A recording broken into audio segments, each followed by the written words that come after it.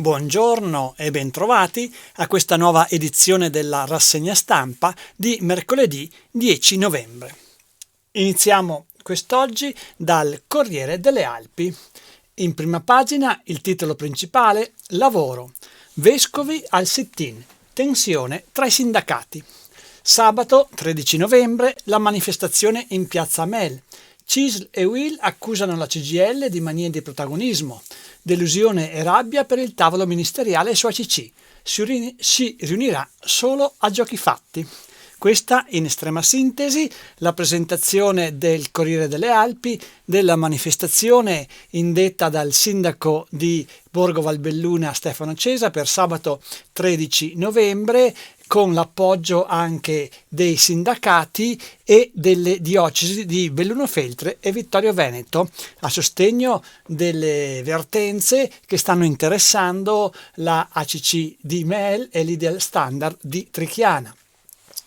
Per l'ACC di Mel, da sottolineare oggi anche un incontro previsto in Regione Veneto per sondare la possibilità di un accordo, di una collaborazione con la Electrolux che possa aiutare lo stabilimento ACC di Mel a superare la crisi in cui si dibatte e a trovare una soluzione per poter andare avanti. Ma insieme ha anche giunta la notizia che sempre per l'ACC si riunirà a Roma il 20 si riunirà online.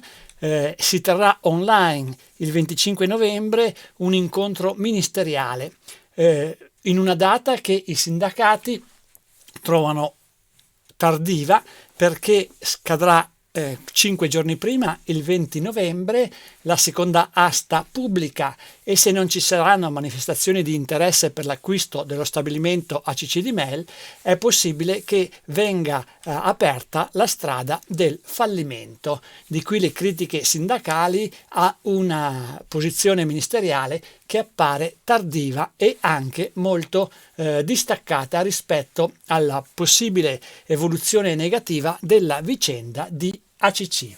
Un tema certamente importante e molto sentito anche dal territorio.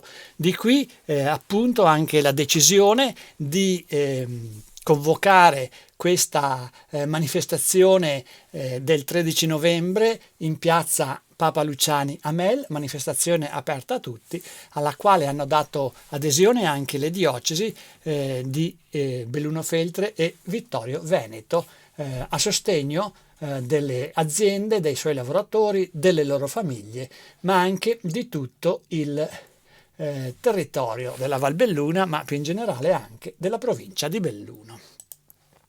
Ma andiamo all'interno del Corriere delle Alpi, si parla di pandemia. Contagi, in Italia 100.000 positivi. L'Organizzazione Mondiale della Sanità avvisa l'Unione Europea. Un inverno duro.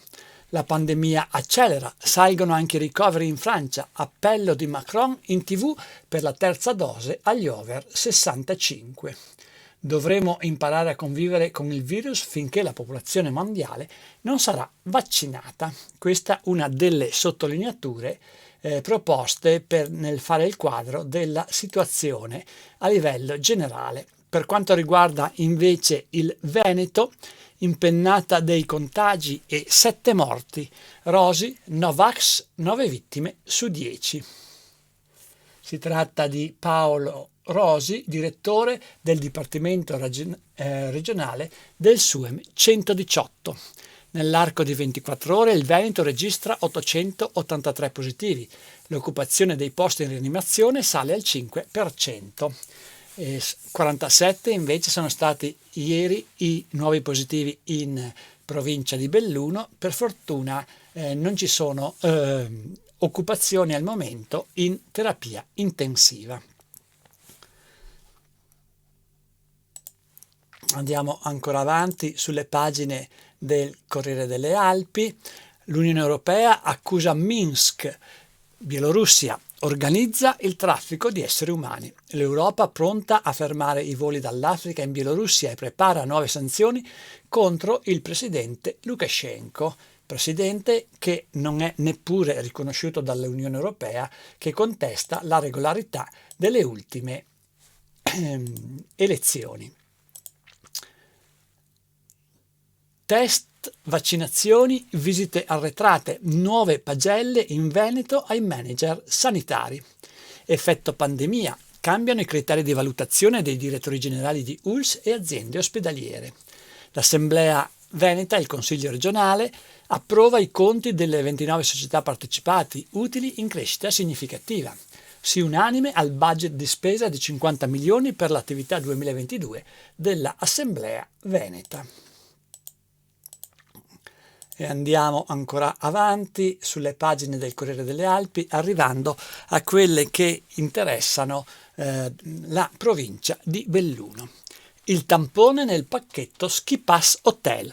Pronta la proposta acchiappa turisti. Accordo tra ULSS e impiantisti caldeggiato dalla provincia. Si lavora a una rete capillare per ogni comprensorio sciistico. Si studia come organizzare il piano e si pensa anche a costi calmierati. Per attirare i turisti si offre appunto, c'è l'idea di offrire questo pacchetto in cui viene compresa anche la possibilità di effettuare il tampone per chi non è dotato di Green Pass. Naturalmente serve un accordo che metta insieme le varie esigenze anche organizzative tra il sistema dell'accoglienza e il sistema sanitario che realizza i tamponi. Presi 6 medici di pronto soccorso, primari a psichiatria e radioterapia. Luis Dolomiti fa fronte alle carenze dell'organico. L'ex direttore in pensione ingaggiato per medicina nucleare. E sempre sulla stessa pagina del Corriere delle Alpi, alunni renitenti al tampone, troppi bambini sfuggono alla chiamata al drive-in. La testimonianza della mamma insegnante in Comelico: nella scuola di mio figlio 16 compagni su 20 hanno disertato. E sempre per il Comelico, a San Pietro di Cadore, altri 3 bambini positivi, il plesso scolastico chiuso fino al 16 novembre. La decisione è stata assunta ieri. Ed eccoci a Belluno. Mercatini di beneficenza nei negozi sfitti. La solidarietà occupa il centro storico.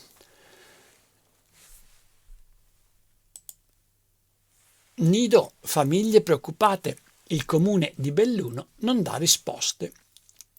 I bambini più piccoli avrebbero dovuto iniziare a gennaio, dopo i lavori che non sono mai iniziati. La mamma di 2 gemelli, dove li porterò a fine congedo? Il sindaco Massaro aggiorni la soluzione. Per l'ex chiesa dei Gesuiti di Belluno è una corsa contro il tempo e il comune sta realizzando la ristrutturazione di questo importante immobile. Il Circolo dei Vigili del Fuoco dona 2.000 euro al Don Bosco, una giornata speciale e ricca di giochi per i bambini dell'asilo che si trova a Belluno. Oscar De Bona, presidente nazionale delle associazioni degli emigranti l'UNAI. L'Unione si è espressa all'unanimità. Le nostre realtà rappresentano un volano per il sistema Italia. Questa è una delle sottolineature proposte da De Bona. Progetti per il turismo delle radici, dialogo e con gli enti camerali e la Confindustria. Dolomiti Bus vara l'Accademia per formare i suoi futuri autisti. Siamo alla pagina di Feltre. Nel 2022 si tirerà la cinghia, mancano già 827.000 euro. L'approvazione degli indirizzi per l'anno prossimo deve fare i conti con lo sbilancio, rincari delle utenze, elezioni a primavera e azienda feltrina pesano sulle finanze. Movida e ricorso al TAR per Trento, bisognava investire prima nella sorveglianza. Questi alcuni riflessi proposti dal Corriere delle Alpi relativamente al Consiglio Comunale di Feltre. Opere contro gli allagamenti dopo Villabruna tocca a Celarda. Addirittura il cantiere per il potenziamento della rete di smaltimento delle acque. In partenza la gara per sistemare l'area che comprende Villa Paiera e anche Nemeggio. Pedavena, magazzino ad alta tecnologia in arrivo alla fabbrica di birra.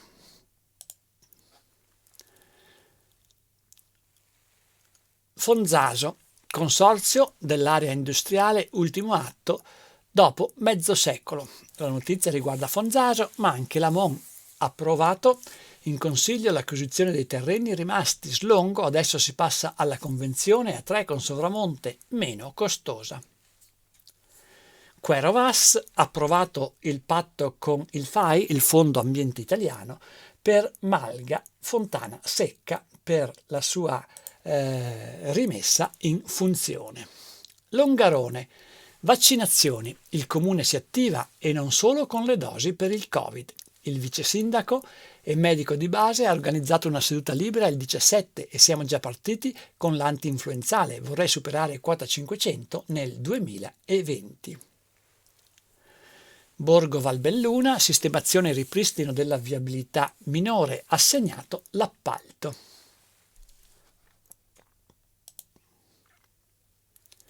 E siamo a Falcade. La Croce Verde apre la strada, assume personale fisso.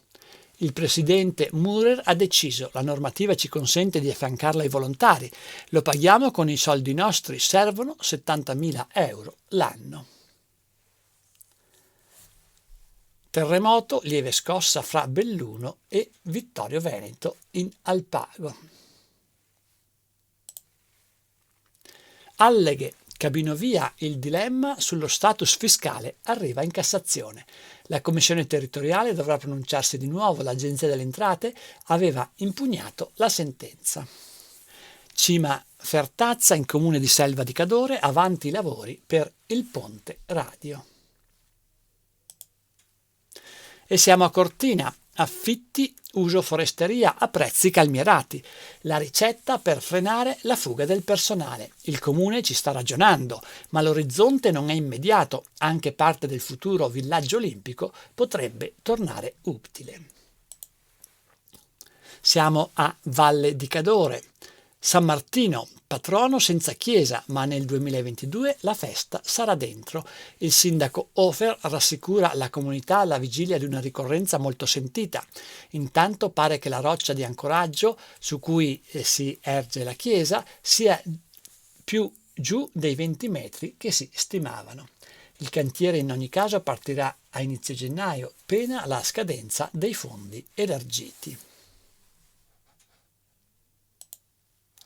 E dal Corriere delle Alpi passiamo al Gazzettino di Belluno, che apre la sua parte bellunese dando conto della manifestazione che si terrà sabato 13 novembre in piazza Amel. Vescovi in piazza per ACC e Ideal. Monsignor Marangoni, Belluno Feltre, Monsignor Pizziolo, Vittorio Veneto, promotori di una manifestazione insieme al sindaco Cesa. A Borgo Valbelluna sono in pericolo 800 posti di lavoro tra ACC e Ideal Standard. I sindacati divisi solo ieri hanno trovato una linea comune. Andiamo all'interno del giornale dove c'è l'approfondimento proprio su questa tematica presentata come principale in prima pagina. In piazza per il lavoro anche il sindacato anticipato dai vescovi. Frizioni tra le sigle confederali dopo l'annuncio dell'evento, poi è tornato il sereno, manifestazioni di tutti senza bandiere. L'appuntamento organizzato dal comune di Borgo Valbelluna, siamo tenaci e orgogliosi, sottolineano. De Carli della CGIL, anche se non l'abbiamo decisa noi, ci saremo con convinzione. Il 25 novembre al Ministero per lo Sviluppo Economico, tavolo per ACC, ma la gara sarà già chiusa, la sottolineatura dei sindacati. Per quella data si conoscerà già l'esito e si saprà il destino della azienda.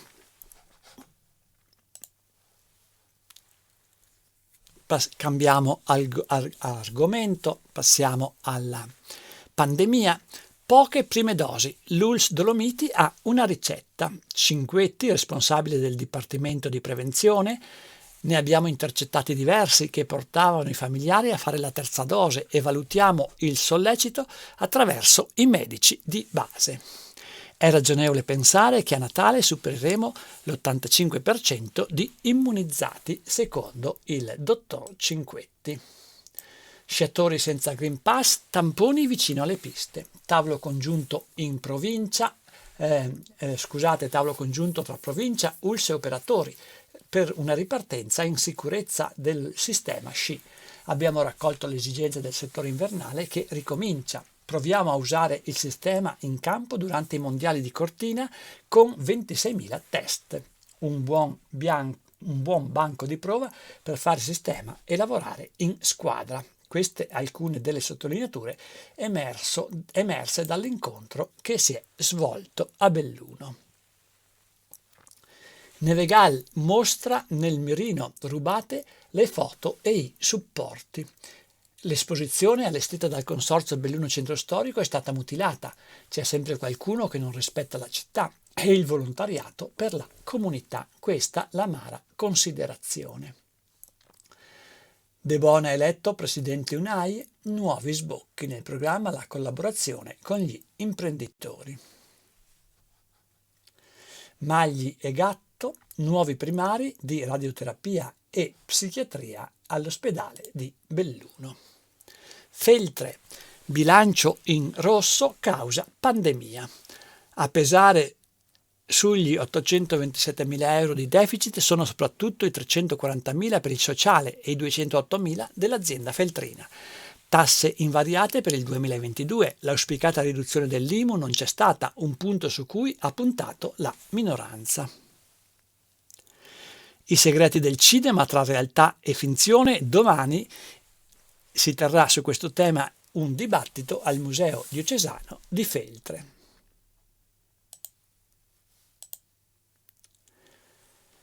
Malga Campon senza pace, nuova causa e richiesta di danni. La corrispondenza viene da Fonzaso.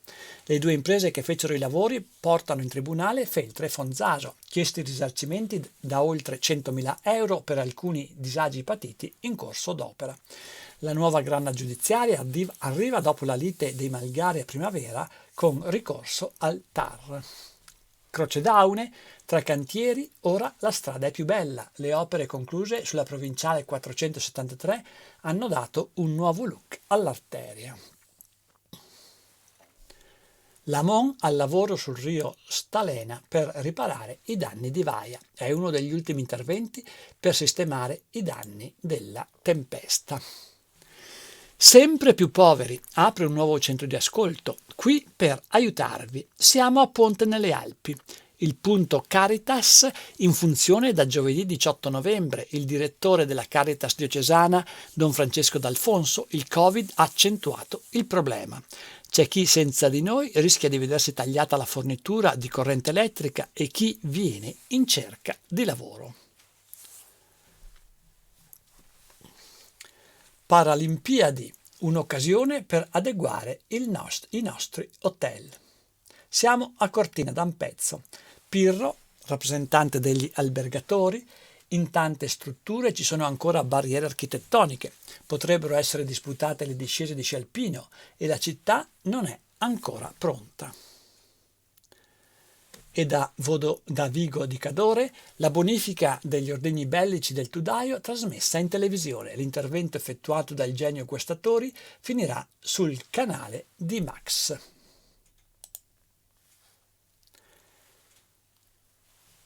E chiudiamo con una notizia sportiva. Buzzi al via l'operazione Pechino. Negli Stati Uniti, per l'ultima fase della preparazione, il sappadino racconta com'è allenarsi a quota 3.700 metri. Ho voglia di riscatto, devo guadagnarmi in Coppa del Mondo la convocazione alle Olimpiadi 2022, in programma in Cina. Si chiude qui questa edizione della rassegna stampa. A tutti voi il più cordiale a risentirci.